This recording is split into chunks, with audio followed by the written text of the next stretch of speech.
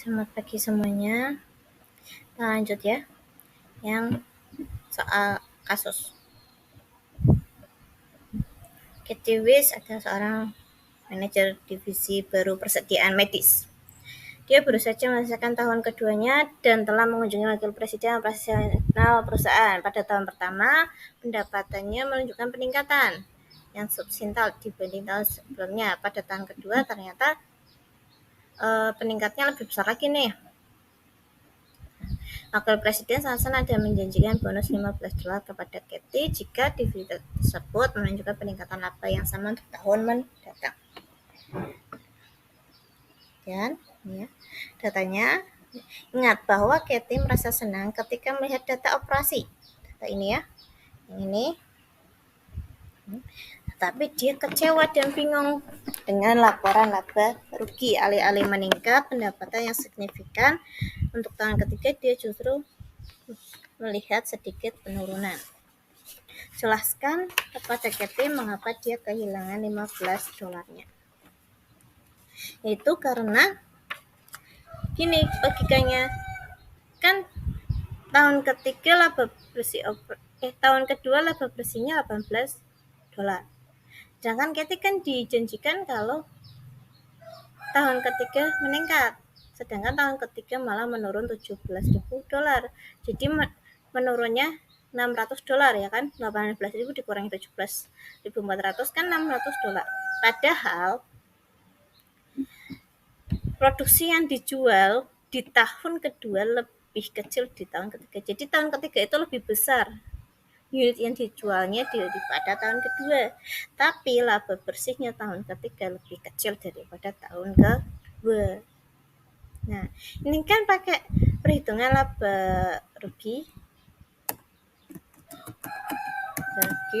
full costing. Ya, yang ini ya. Nah, tuh. Dan yang kedua ini coba nih pakai laporan laba rugi variable costing untuk masing-masing tahun dan rekonsiliasikan perbedaan pendapatan antara variable costing dan variable costing. Baginya. Nah, kita hilangkan dulu yang ini. Ini juga.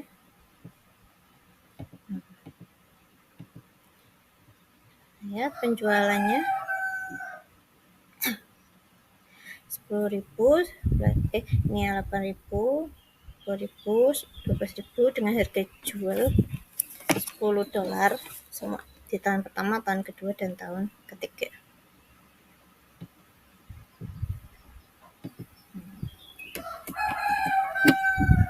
Ini pokoknya. Nah, biaya variabelnya gimana sih cara cari HPPV-nya? Kita balik ke Excel dulu ya. Terus penjelasan HPPV. Kita hilangkan dulu yang ini.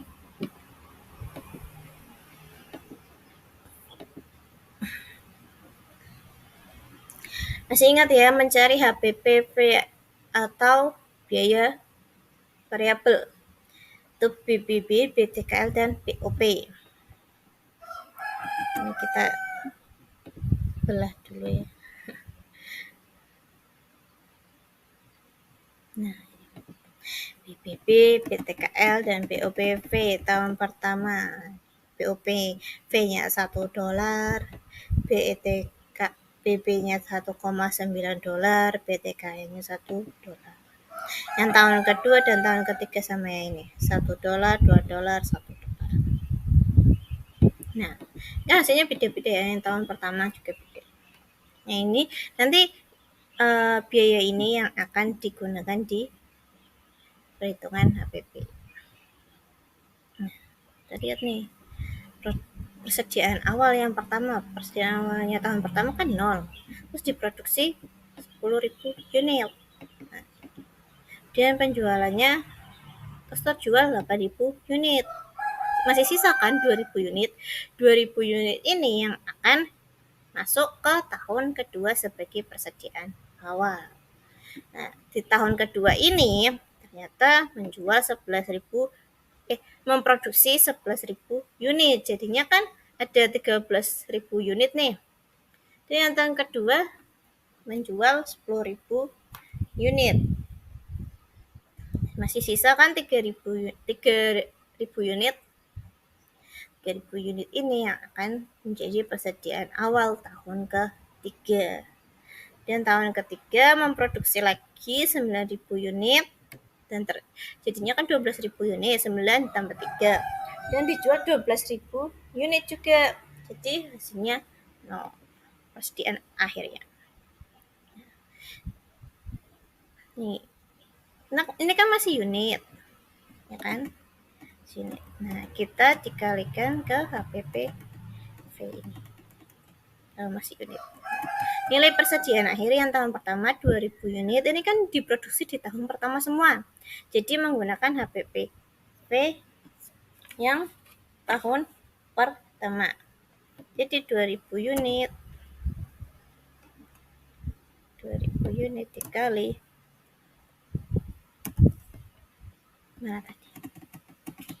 Nih ya. Nih. Hasilnya aduh.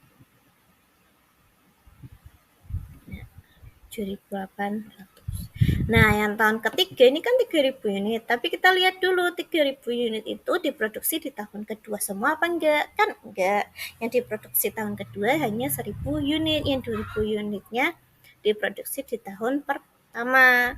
Jadi kan beda perkaliannya menghitung biayanya. Yang pertama 1.000 unit dikali $4 yang di tahun kedua. Kan tadi biayanya $4 ya yang ini ya. Nah, hasilnya 4.000 unit. Oh, ini dibesarkan lagi aja. Dan masih nih 2.000 unit yang di tahun pertama. Tahun pertama dikalikannya 3,9. Hasilnya 7.800. Dia yang tahun ketiga 0 ini. Ya, udah 0 aja. 0. Nah, PPV variabel nih. Lalu kita cari HPPV. Ini kan tadi udah ya nilai persediaan akhir. Sekarang yang penjualan, harga pokok penjualannya. Yang tahun pertama dijual kan 8.000 unit. Dijual 8.000 unit. Dijual di tahun pertama semua. Soalnya ini kan produksinya 10.000 unit. Jadi menggunakan produksi yang tahun pertama semua. Jadi menggunakan biayanya yang tahun pertama. Ini 8.000 unit dikali 3,9. Dan yang tahun kedua 10.000 unit. 10.000 unit ini juga diproduksi di tahun kedua semua. Jadi mengkalikannya di tahun kedua PPV-nya, biayanya ya. Ini 40.000 unit. Nah, yang tahun ketiga nih penjualannya kan 12.000 tapi produksinya cuma 9.000. Jadi kan masih kurang, kita harus ambil yang di tahun kedua dan tahun pertama. Ingat ya LIFO, jadi last in first out, yang masuk terakhir keluar pertama. Tahun ketiga 12.000 unit. 12.000 unit ini di tahun ketiga memproduksi berapa? Ternyata 9.000 unit. 9.000 unit ini nanti dikalikan yang biaya tahun ketiga ini $4. Ini hasilnya 36.000. Dan pakai LIFO di tahun kedua kita ambil berapa? Tadi kan sisanya 1.000 unit ya, karena ini yang diproduksi 11.000, yang dijual 10.000, masih sisa 1.000. 1.000 unit ya di tahun kedua, 1.000 dikali ini tahun kedua biayanya $4, hasilnya 4.000. Dan masih enggak sih ini 9.000 kan tadi yang dijual 12.000, ini baru 9.000 sama 1.000 baru 10.000, berarti masih 2.000 unit. 2.000 unit ini diambil di tahun pertama nih dari persediaan akhir ini. Kayaknya dijual 8.000 tapi yang diproduksi 10.000, berarti kan masih ada sisa 2.000. Nah, 2.000 ini dikalikan biaya yang tahun pertama. karena diproduksi di tahun pertama. Hasilnya 7.800. Ini di total hasilnya 47.800. Nah, ini yang 31.240.000 sama 47.800 ini yang akan digunakan di laporan laba rugi. Ya.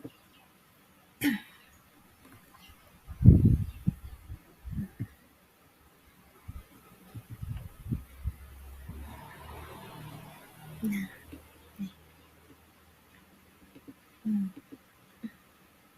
biaya penjualannya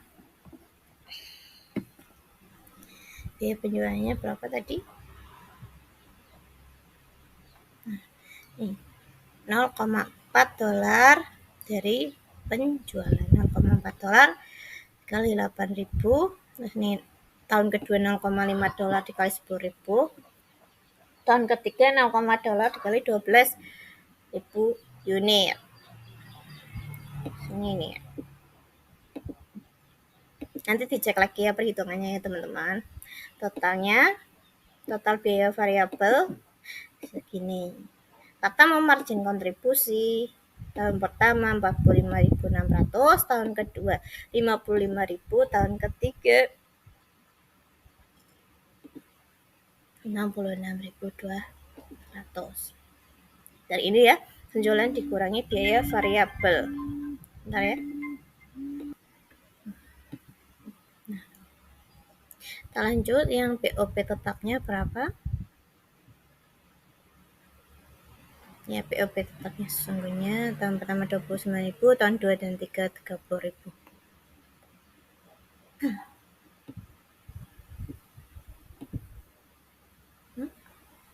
Oh, salah. Aduh. Sebentar. Ini kan belum terungkap ya. Nah, BOP tetap lainnya berapa tadi? 9.000, 10.000, 10.000.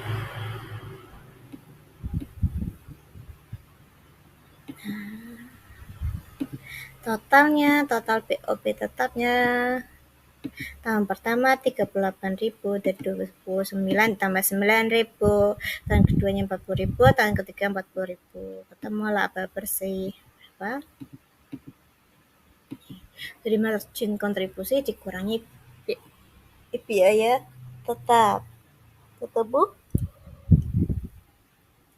7.600. Nah, ini. Kemudian kita cari rekonsiliasi nih.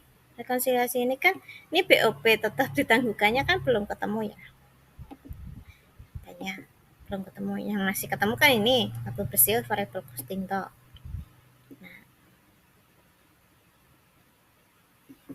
kita cari BOP T. Ya. Ini kan dari soal nih, BOPT harganya.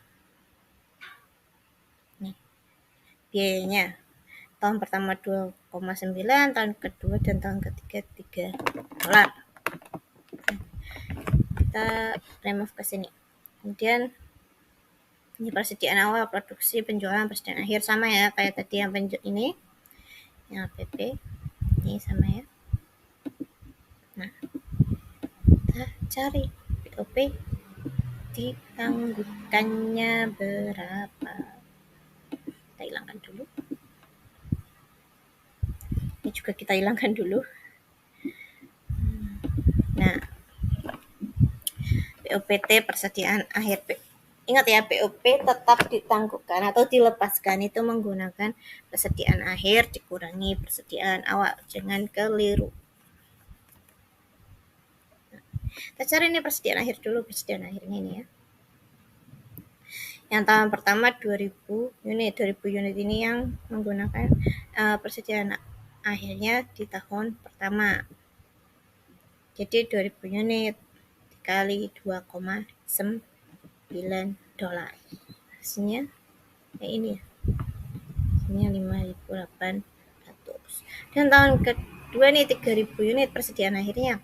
Nah, persediaan akhir ini 3.000 unit ini semuanya di tahun kedua enggak? Kan enggak, persediaan akhirnya. Ini cuma produksi cuma 1.000 yang di tahun kedua. Jadi yang 2.000 unitnya menggunakan produksi tahun pertama. Jadi beda ya mengkalikannya, tahun pertama 2,9, tahun ketiga tahun kedua 3.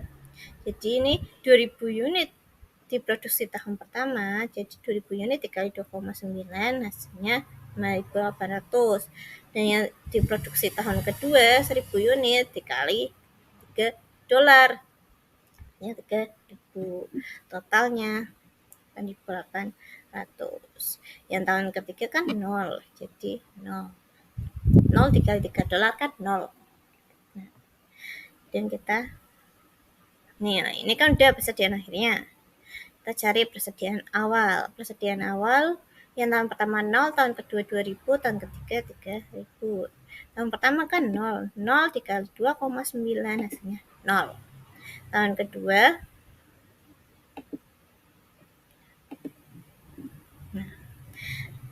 kecilan ya.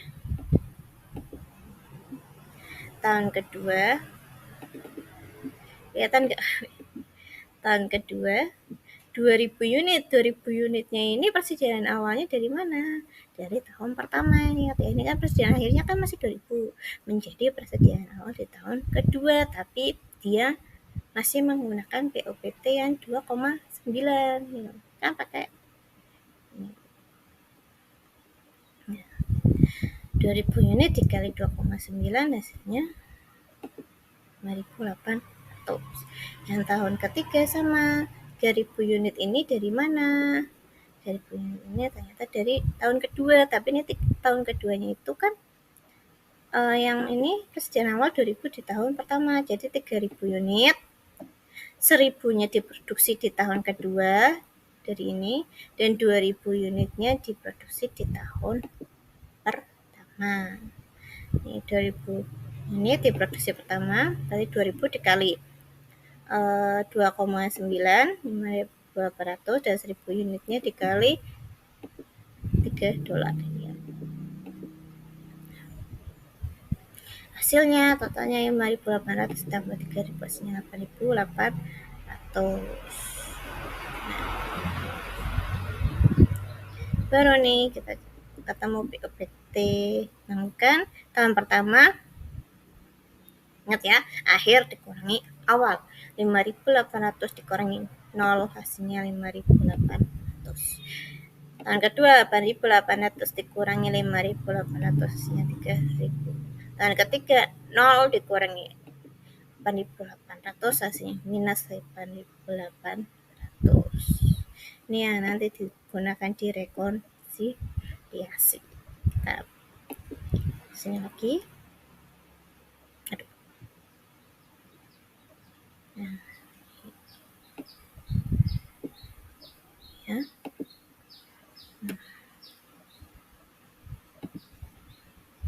Tak salah.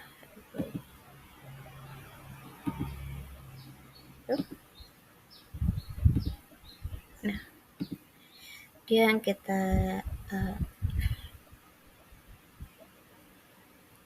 ketemu laba bersih forecasting segini, dari 7.600 ditambah 5.800. Nah, udah. Ini tadi kan saya bilang kan ini belum ketemu ya. Sebenarnya udah, ini kan tadi kan laba bersih variable costing kan udah ketemu nih, gini. Nah, ini sudah ketemu, dan laba full costingnya juga sudah ketemu nih di soal. Ini kan? Udah ya. Dan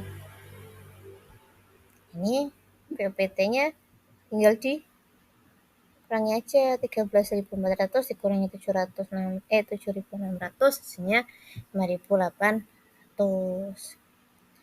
Berarti ya laba BC dikurangi laba C, hasilnya segini ketemu. Tapi lebih perhitungan lebih rincinya yang tadi ya, yang di Excel tadi ini, perhitungan rincinya perhitungkan POPT yang akhir, persediaan akhir dikurangi persediaan Apa? Dan yang poin ketiga, jika Anda adalah wakil presiden perusahaan Cathay, manakah laba rugi biovariabel atau biaya penyerapan yang akan digunakan untuk mengevaluasi kinerja Cathay? Apa? Nah, jika kamu wakil perusahaan, maaf ya, wakil perusahaan, pasti akan memilih menggunakan laba rugi variable costing, ya, pendekatan variable costing, karena memberikan peningkatan laba ketika penjualan meningkat. Tadi kan ingat ya, yang tahun ketiga kan penjualannya meningkat kan 12.000, padahal yang tahun kedua 10.000, berarti meningkat 2.000. Dan biaya tidak berubah nih, kan dari tadi kan biaya yang tidak berubah, kayak BBB, BPKL, BOP itu sama tuh, kayaknya itu. Nah, penetapan variable costing akan memberikan bonus yang diharapkan kepada Cathay yang $15 itu karena konsisten mengenai peningkatan kinerja karyawan. Ini kan bisa dilihat laba bersih tahun pertama 7.600, tahun kedua $15.000, ini kan meningkat. Tahun ketiga lebih meningkat lagi 26.200. Nah, kalau pakai variable costing ini nanti si Cathy dapat bonus $15-nya. Tapi kalau pakai full costing nih 13 tahun pertama $13, terus meningkat di tahun kedua tapi menurun di tahun ketiga. Kenapa? Kita lihat di sini. Nah, ini. Kita lihat dari sini. Unit diproduksi lebih besar dari unit yang dijual. Ini sama yang kayak tadi tahun kedua. Ya, unit produksinya 11.000, unit yang dijualnya 10.000.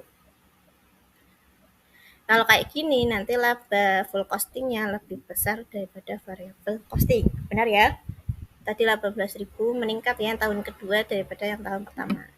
Nah, yang ini yang ditanyakan tahun ketiga, unit produksi lebih kecil dari unit yang terjual. Jadi produksi tahun ketiga kan 9.000. Unit yang dijualnya 12.000. Berarti kan unit diproduksinya kan lebih kecil kan? Nah, persediaan menurun nih.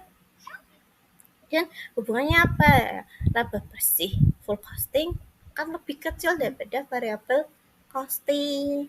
Gitu. Balik, kalau kalian menggunakan variable costing pasti lebih besar daripada full costing. Oke, sampai sini cukup. Saya akhiri. Wassalamualaikum warahmatullahi wabarakatuh.